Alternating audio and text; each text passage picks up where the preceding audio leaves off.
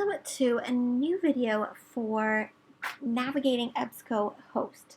So that's how I say it. I don't know how we should actually say it. So when we go to the library website, there are two different things that we're going to do. One, we need to be logged on to our campus. So we need to be logged on through our specific ID that lets them know who we are and what we are using. The second thing we're going to do is log into EBSCOHost. So that's what I want to do today. I'm going to go first from our library homepage. I'm going to go to databases over here on the right. It's the orange icon. There are a lot of great icons right here. You can book a time to speak with a librarian. You can send questions in. There are chat times. You can email. You can even text or call the library. So I encourage you to get familiar with those so that you can utilize all of them. But the main one that we use in research writing is the database link. So I'm going to start by going to that database. And it will open up, and I'm going to choose E for the EBSCOHost one. And we always start with the book collection, but I'm going to show you how I get around that each time. So first I go to the library, I go to the databases, and it's going to ask me to log in. So that's where we're going to get our access to any of these databases. This doesn't always show up because if you've already done something on the particular browser you have open, you may already be logged in. So when you get here to EBSCOHost, if you start from here, you're only going to be looking at ebooks.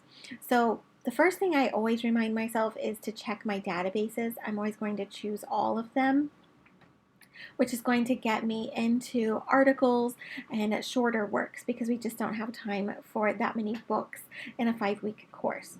So the other thing I'm always going to do, these are my two key things because if I don't do them, things go wrong. One, I always make sure I'm logged into all of the databases, but the other part is that I can sign in specifically to EBSCO.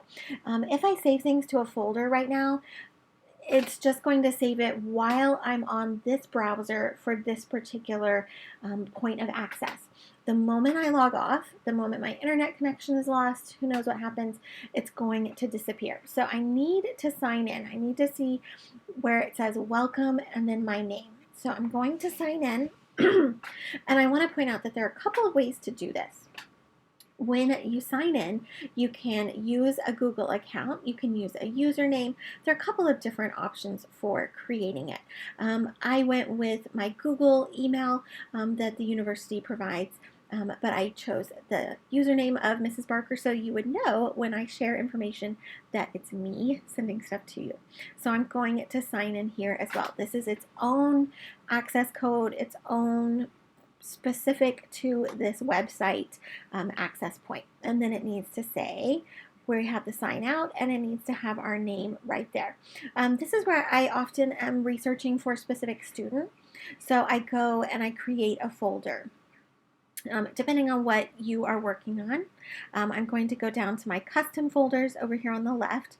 There are lots of great options here. If you save to the general folder, it will categorize them by books and audiobooks and checkouts and articles, all these great different locations, and it can save your searches and all of that if you so choose. I tend to go down here to my custom ones and I create a new one because I'm specifically crafting a selection for a specific student.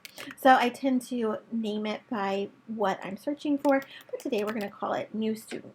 So we're going to have one just for this specific exploration. So I've signed in. If you haven't created an account yet, first you're going to do that. So you're creating an account just for EBSCOHost. I've signed in, created a folder that's ready for me, and I'm going to go do a search. I always check first that I've chosen all possible databases. It gives me a warning saying, hey, this is going to slow things down because we have to look a lot of places. It's not really that much of a slowdown, but you definitely want all of them. And there are a couple of things I always select. One, I want full text. You can select it here or once you've done your search. But I want full text because I want to be able to download any PDF immediately. If you don't, you may find that there's something really cool out there that will take 2 weeks to get delivered to you. And obviously, we don't have times like that. The other thing I want are peer-reviewed journals, because I don't really want to look at books. I don't really have time for that here. And a lot of times, if it's in an anthology, a collection, it's also going to be a journal article. So it's going to give us a lot of options. But those are my two favorite things. And then I tend to pick something really broad.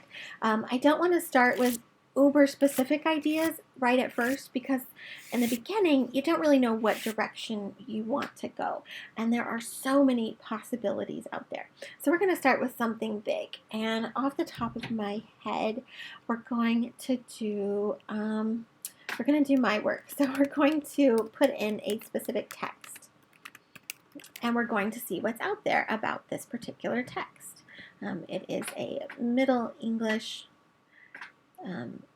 version of a story. So obviously there isn't a lot out here on these particular search engines. So there are 5, but that's where I start to use my other limiters by choosing dates and things like that, because those may or may not be out there. So awesomely, I have most of these already, but I'm not sure I have this one about Ashfleur, so I'm probably going to download that. But then I can save them. So I'm going to click on my little blue, and I'm going to go to my newest folder called New Student, and it should show me a yellow folder that shows me that I have saved it. And then I want to go check it out. I'm going to go to Folders on the very top, and I'm going to scroll over here to New Student, and I'm going to see what I have. So more often than not, I'm doing this for you. So I'm going to come in here to whichever one I have, and I'm going to say share, and then it's going to give me the option to email this to you. And I send them out to students, and I try to make sure I don't restrict that passcode.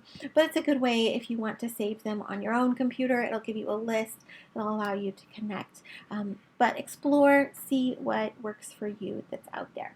But I wanted you to see that there are 2 different things we're doing. One, we are logging in with our university ID to the university system. And 2, we are creating and logging into an account at EBSCOHost. Those are 2 very separate things.